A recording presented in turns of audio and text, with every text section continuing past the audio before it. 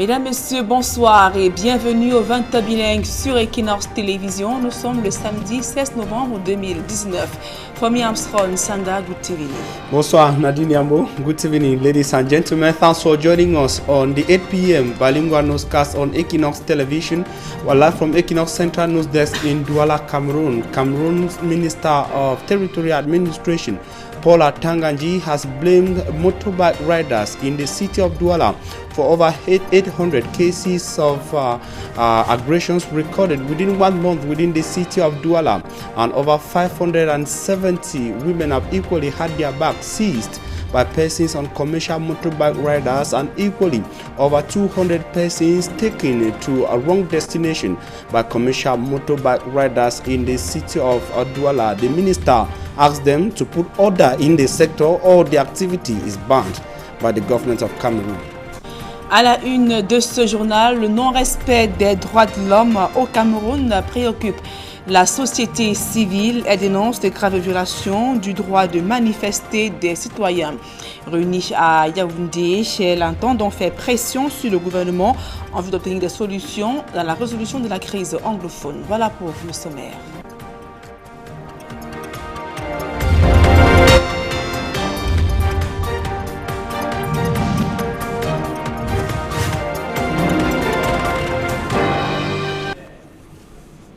Mesdames, Messieurs, une fois encore, bonsoir et merci d'honorer ce rendez-vous de l'information sur Equinox Télévision.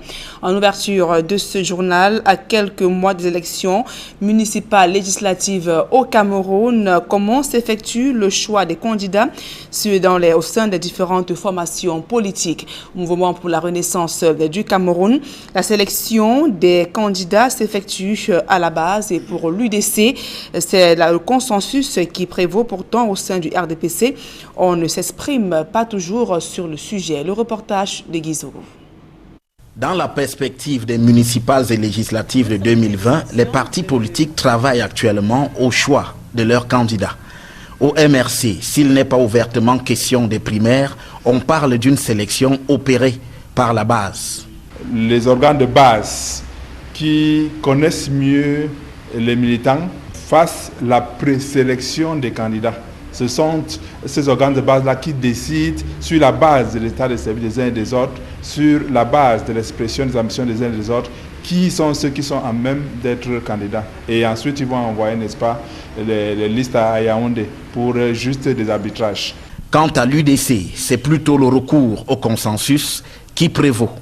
C'est le consensus parce qu'à l'UDC, on a mis dans la tête de nos militants qu'on travaille pour l'intérêt général. Nos militants, au niveau des différentes circonscriptions, connaissent qui sont les meilleurs candidats à apporter les meilleurs résultats. Dans le cas où on n'y parviendrait pas, il est question de départager les candidats par un vote. Lorsque ce consensus n'a pas pu se dégager dans une circonscription, le président a demandé d'aller aux élections pour départager les candidats. Un cas de figure qui, s'il survenait, explique-t-on au MRC, renverrait à l'entrée en scène du directoire de ce parti. À ce moment-là, nous faisons au niveau du directoire national du parti, nous faisons des arbitrages. Exactement dans l'intérêt supérieur du parti. C'est la seule considération en ce qui nous concerne, l'intérêt supérieur du parti. Mais l'hypothèse d'absence de consensus ne s'oppose pas à l'UDC à ce jour, indique-t-on. À l'heure où nous sommes rendus, les échos que nous avons des différentes circonscriptions, c'est que les militants ont pu dégager les consensus autour de nos différents candidats. Souvent, sous les feux de la rampe, à l'occasion du choix de ces candidats, le RDPC se montre très peu prolixe sur cette question. Au comité central du parti au pouvoir, Equinox Télévision a été orienté vers le secrétaire à l'organisation, par ailleurs ministre des marchés publics, Ibrahim Talbamala, absent de Yaoundé. C'est bien peut-être du côté du RDPC que des esclandres pourraient survenir dans le choix des candidats aux municipales et législatives 2020. Et le Cameroun a encore du chemin à parcourir en matière de respect des libertés. Le constat est fait par la société civile réunie à Yaoundé. Elle dénonce entre autres la violation du droit de manifester des citoyens au Cameroun. Élisée Borba et Aïe Cyril. Des organisations des droits de l'homme évaluent la performance du Cameroun en matière de respect des libertés. Quand on parle des droits de l'homme, nous sommes un État en construction. C'est-à-dire qu'il y a une volonté affirmée, il y a des textes, mais dans la pratique, la culture des droits de l'homme manque beaucoup. Le réseau camerounais des organisations des droits de l'homme relève de nombreuses entraves aux droits de l'homme au Cameroun, notamment la violation du droit de manifester qui s'ajoute à la malgouvernance. Cette réunion, nous avons remué ciel et terre pour déclarer l'activité. Et nous n'avons jusqu'à terme pas obtenu un récépissé de déclaration. C'est autant de petites contraintes qui sont liées à notre contexte. Nous avons diagnostiqué des questions liées au respect à la promotion, et à la protection de leurs droits. Nous avons aussi diagnostiqué des problèmes de cohésion sociale dont le Cameroun fait face. Et nous avons aussi diagnostiqué des questions de gouvernance. Le RECODE a fait ce constat au cours de son assemblée générale tenue à Yaoundé. Entre autres défis pour les années à venir, l'organe fêtière des organisations des droits de l'homme au Cameroun affirme vouloir continuer à mener le plaidoyer auprès des pouvoirs publics. Nous allons continuer sur les chantiers qui ont été entamés, c'est-à-dire que sur des questions comme la demande du dialogue sur la crise anglophone. Autre actualité au cœur de ce journal, le ministre de l'administration territoriale a effectué une visite hier dans la ville de Douala. Paul Atangandi a tenu une réunion de sécurité avec les responsables de sécurité autorité administrative de la région du littoral.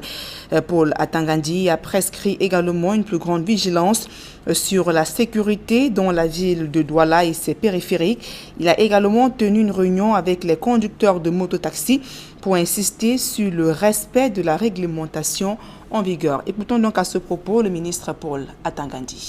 Les rapports de sécurité, police, gendarmerie, militaire, dans les villes, on arrache par jour. Il y a plus de 300 femmes qui sont victimes des sacs arrachés par les conducteurs de moto-taxi. Chaque jour, plus de 300 femmes. Vous regardez parfois des gens qui empruntent les moto-taxis pour une destination, on les amène ailleurs et ces femmes, ces mères d'enfants, ces pères d'enfants sont dépouillés de tout. Je dis dépouillés de tout. Donc il est question aujourd'hui de demander aux responsables moto-taxi ou bien ils mettent de l'ordre dans cette profession ou bien l'administration prendra, n'est-ce pas, des décisions. Je sais que les conducteurs ils font du bon travail, ils nous aident à accompagner nos enfants. Mais dès lors que ce métier est infiltré par des bandits de grand chemin, je crois qu'il appartient aux syndicats, aux responsables de nettoyer à l'intérieur. Comme ça, nous serons des partenaires. Et pour ça, nous serons très regardants. Je dis que mais une maman est allée à la banque, elle a pris l'argent pour aller payer la pension de ses enfants. Entre la banque et le trajet, le conducteur l'a amené, je ne sais pas, on dit après Ndokoti, elle a été dépouillée de tout. Résultat, les enfants sont en train de... Et des cas comme ça, c'est légion, c'est chaque jour, c'est chaque seconde. Non. Il faudrait que les conducteurs de moto-taxi, du moins les chefs, puissent nous dire qu'est-ce qu'ils ont fait par rapport au devoir qu'on leur a donné. Nous, on leur demande le port de chasuble numéroté. Ce n'est pas fait, le port de casque, le permis de conduire, ainsi de suite. Mais s'ils ont des difficultés, qu'ils nous disent à quel niveau. Mais il faut assainir le secteur. Et le secteur là sera assaini.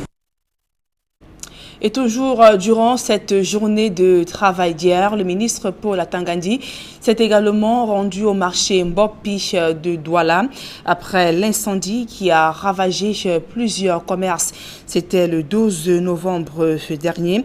Dans un incendie qui a ravagé plusieurs commerces au marché Mbopi, le ministre Paul Atangandi est descendu pour évaluer la situation plusieurs jours après l'incident. Donc, suivons donc une fois de plus le ministre Paul Atangandi ainsi qu'un commerçant sinistré du marché Mbopi de Douala.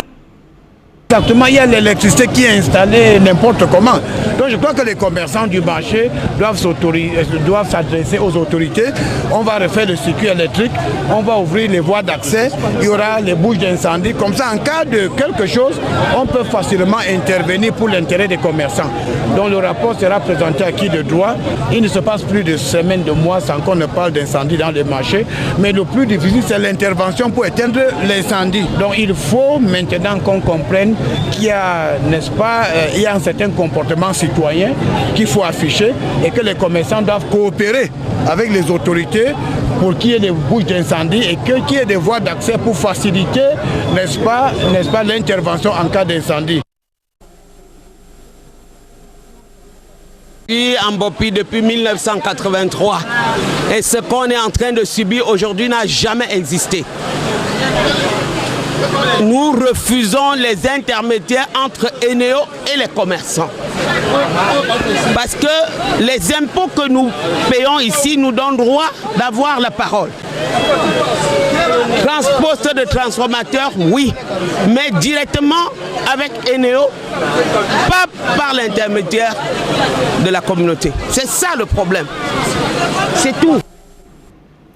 Toute autre chose à présent, la traversée est désormais possible sur le pont en construction sur le fleuve Sanaga à Nachigal. La mise en circulation de l'infrastructure vient de mettre ainsi un terme à plusieurs années de souffrance des usagers et les populations des départements de la Lekié ainsi que du Mbamekim. Charles Melingui, Marcelin Gansop.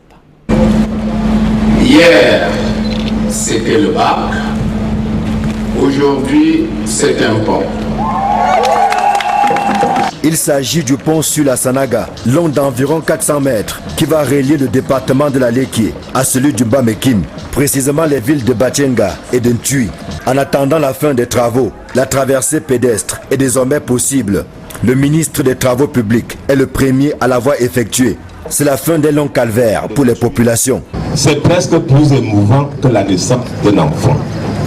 Et cet ouvrage vient récompenser le courage des Mbam et Kimois qui ont affronté pendant des années l'enclavement profond de leur terroir.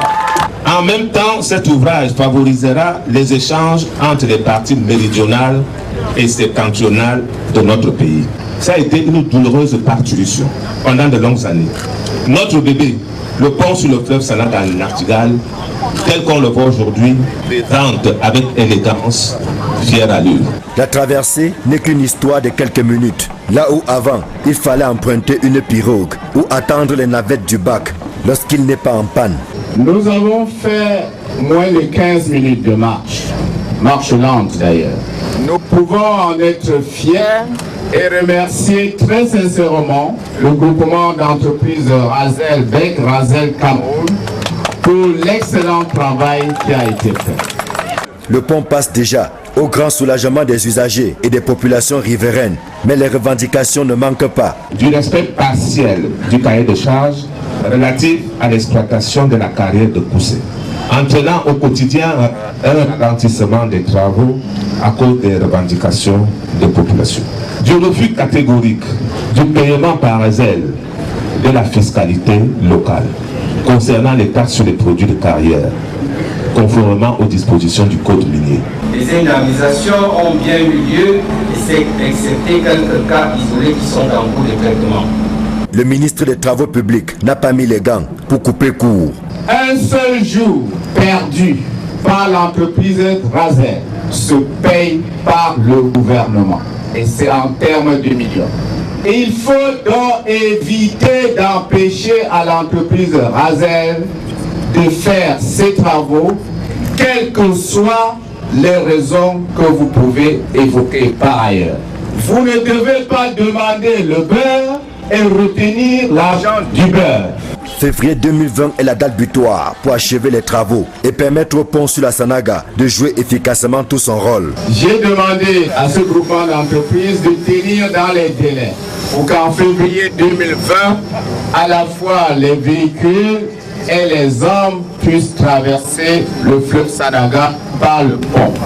Le bac que nous exploitons aujourd'hui pour traverser sera déployé ailleurs pour servir d'autres populations. La construction du pont sur la Sanaga en Nachigal fait partie du projet de construction de la route Batchenga-Tibati en passant par Ntui, Yoko et Lena.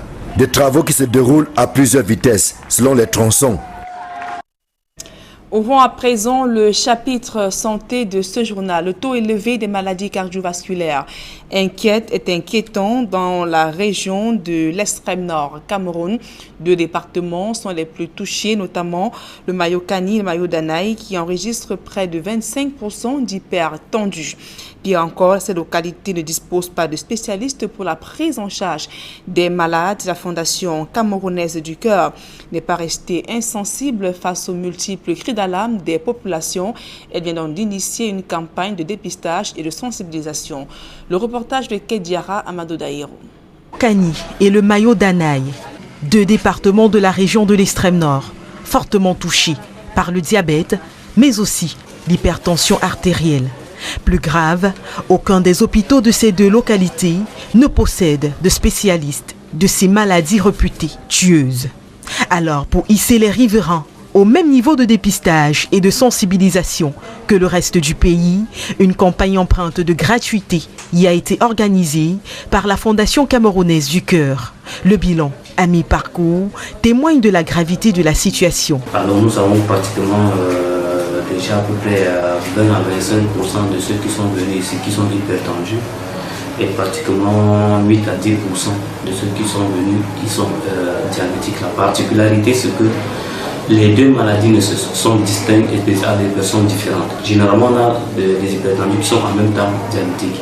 Mais là nous constatons que les diabétiques sont à part et les hypertendus sont aussi à part. Si de nombreux riverains sceptiques traînent le pas, tous ceux qui ont fait le déplacement se disent satisfaits car ils sont sortis de là avec la bonne information, mieux, quantité de conseils pratiques. À chaque fois qu'on dépiste un patient, il les oriente, il leur donne des conseils. Après donc cet examen, ce dépistage-là, et chacun rentre chez soi très satisfait et sachant sa position et son état. Pour les médecins des hôpitaux de ces 2 départements, il est temps que les spécialistes de ce type de maladie leur soient envoyés par les autorités afin que le diabète qui y a élu domicile puisse être contrecarré.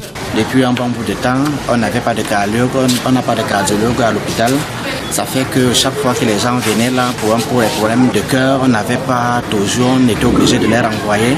Bon, comme l'équipe est arrivée aujourd'hui, vraiment ça nous plaît. Et la gestion des déchets constitue un casse-tête pour les élus locaux de la commune de Tchon, où on observe depuis un certain temps des tas d'immondices et des carnivaux transformés en décharges. Et pour atténuer les effets néfastes, cette municipalité a opté pour la transformation de ces ordures ménagères en compost. L'éclair Sakem reportage.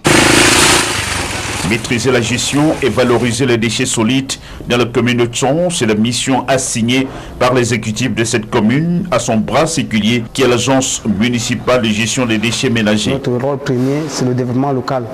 Et c'est pour ça que nous, on va davantage produire. Notre production ne pourra jamais à 6 000 tonnes de déchets traités.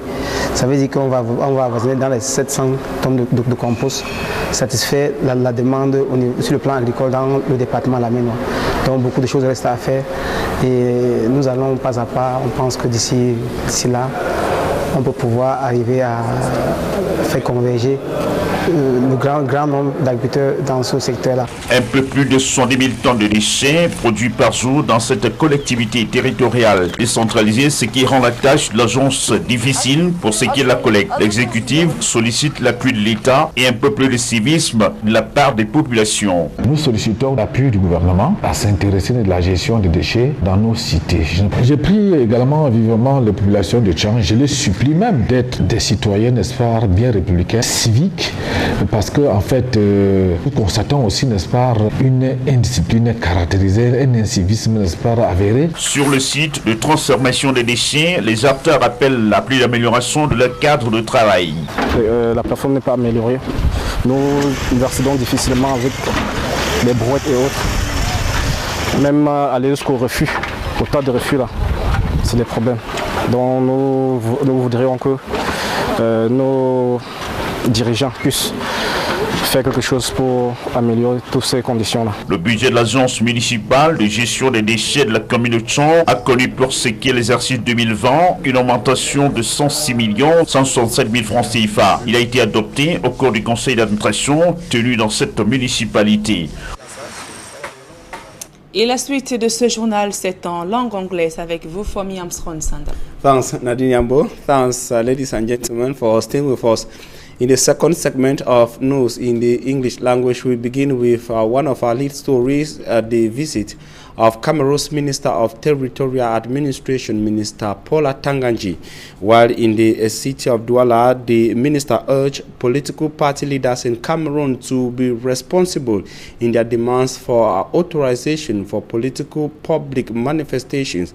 He equally urged them to be ready to take responsibility for the excesses of their militants, sympathizers, and supporters during such rallies in Cameroon. Here, the minister was speaking at the Littoral Regional Governor's Office. More in the following report. The visit of the Minister of Territorial Administration and Decentralization to the city of Douala took him first to the scene of the Mbopi Market fire incident, then to the Littoral Elekam Regional Bureau, and finally to the Littoral Regional Governor's Office, where he had a tete-a-tete with administrative authorities of the region and representatives of commercial motorbike riders in the city of Douala. Minister Paula Tanganji used the occasion to come back to issues related to public political manifestations in Cameroon. The local administrative authorities have been subject to criticisms about the public manifestations or public rallies. I wanted to make it clear that when you go to a DO to ask for an authorization to hold your public rally, there are three things which must be taken into consideration. He tells you, one, the political party must be able to control all its members. Secondly, the time limit, if you have requested to hold your meeting from 12 to 4 o'clock, that time must be respected. The third aspect is that if you have decided to hold your rally and it has been officially approved, you cannot change the place where you have to hold the rally. Then secondly, there is another aspect, which is a security aspect. If you decide to go and hold your rally, let me say close to a market, and the local administrative authority, after its findings, concludes that it is risky to hold your meeting in that locality because public order can be disrupted, he can call you and advise you not to hold that meeting there, to look for another place. He thinks some political party leaders in Cameroon are not responsible enough. I am asking on the political parties and their leaders to be responsible. During their rallies, during their public speeches, they have to be responsible. It's not a time to insult this person or to condemn or just to criticize because you want to criticize, or to insult the government, insulting government officials. I don't think that is what Cameroonians need. We are going for a political game. After that, we'll have many more political rallies, many political elections and things like that. But we have to be responsible, and we must show the responsible attitude. If you call a political rally and things degenerate and there's disruption of public order, then the person who called that rally is responsible and he could be answerable in front of our courts. To the Minat Balls, the law must be respected by all Cameroonians, and there is no reason to think that the law on public political manifestation is impartial in Cameroon. And in 1 month, more than 800 cases of aggressions, 575 cases of women who have had their bags seized by persons on motorbikes in the city of Douala, and over 200 cases where persons have been taken to wrong destinations by persons on motorbikes and equally robbed of their valuables have equally been recorded within the city of Douala. The statistics compiled by the Cameroonian Defense and Security Forces, or the gendarmerie elements, and as well as the police elements in the city of Douala were presented by the Minister of Territorial Administration, the minister who went further to warn persons on motorbikes in the city of Douala to be more responsible and work harder to ensure order in their sector, or the activity is banned by the government of the Republic of Cameroon. Take a listen to the following excerpt of Minister Paula Tanganji. If you look at the reports from the gendarmes, the police and other security services, every day, women especially, are victims of theft and aggression perpetrated by motorbike riders. At times, you take a motorbike to go to your destination, they take you to an unknown destination and rob you completely of all your belongings. We have very, very responsible motorbike riders, but we have a lot of true ones in this profession. So we'll have a meeting with the syndicates for them to give us an evaluation of the assignment we gave them. They know that they have to wear their jackets with a specific number, which clearly identifies the subdivision under which they are doing their operations. These things are not respected. They have to wear crash helmets. They don't respect. They need their license and things like that. So let us see. We have been tolerating this thing for a very long time. So we will ask the motorbike riders, their leaders, to help us to help them. You should help us to. It's a very... And the minister who was worried by these statistics presented by the forces of law and order within the city asked representatives of commercial motorbike riders in the city of Douala to work in implementing the regulations that were prescribed to them by administrative officials within the city and the region. The minister once again in the following excerpt. I realize that you people are well structured. You have your syndicates, you have the regional offices, you have your subdivisional offices, and you have those who take care of most of your workers. So I will tell you that you people should go back and discuss with all your members. And I want to emphasize on the process of identification. Identification is an obligation. If you are doing this, we should know that you are working in Karifun Dokoti. You belong to this group, and you have been clearly identified by your members who know you, so that if there's anything, we can come back and tell you that you are from this group. So I think that we have been discussing, please try as much as possible to help us to help you. And secondly, we have in the town plan of action, we have certain zones where you cannot go to. And this was agreed between the local administrative authorities and the members of your syndicate. So I think that you people should do the policing. You people should be those to go and stand in those places to tell your members when they get there, you tell them, no, put your passengers here because you cannot enter the town. I think it's more reasonable. So you have to work a framework in such that those who are like the members of your association or those your leaders, you say on Monday or Tuesday we'll go down and stand in those places. When the motorbikes are coming, you tell them, no, this is a no entry zone. So that he will put down the passengers and leave. Then when we do that for some time, they will respect. People will start respecting. Then secondly, the identification exercise is also important. We can even give you incentives. We can help you to have your license and things like that. But if the profession is not well organized, it will be difficult for the government to accompany you. I think it's a very noble profession. We have so many educated people who are in this profession. So try as much as possible to identify those who are with you. Identify those who are working in the different areas of the town, so that in case of anything, we can go to a place and know that this is the one who is responsible, this is the person responsible for this or that atrocity. It is very clear that if you people don't help us to help you, at one given time, we will take stringent measures to put order. Because that is the role of the state, to protect the people and their property. If you can leave your house, you take a motorbike and you cannot get to your destination, you are taken to another place. It is not good. Because at the end of the day, what is all that for? You cannot pay for something, then not only you did not get to the destination, you were taken to another destination, and they deprive you of everything. They take your bag, they take your money, they take your cash, and at times they even assault you. We have cases of rape. So many cases of rape. Young school girls who have been taken to bushes and they have been raped by motorbike riders. It's very frequent in the northwest, southwest, even in other regions. So we have to be very careful. And you realize that each time when we have taken those stringent measures to put order in this profession, the crime wave, we realize that there's a decrease in all these criminal activities. So you have been our partners for some time. I want that we should continue to be partners. I know that most of you, the bureau members, I can I say without any fear or favor that the bureau members are very responsible to complain. Paul Atanganji, Cameroon's Minister of Territorial Administration, and in the Mayo-Kani and Mayo-Danai divisions of the Far North region of Cameroon, the people are asking the government of Cameroon to consider sending them a health expert in diabetes.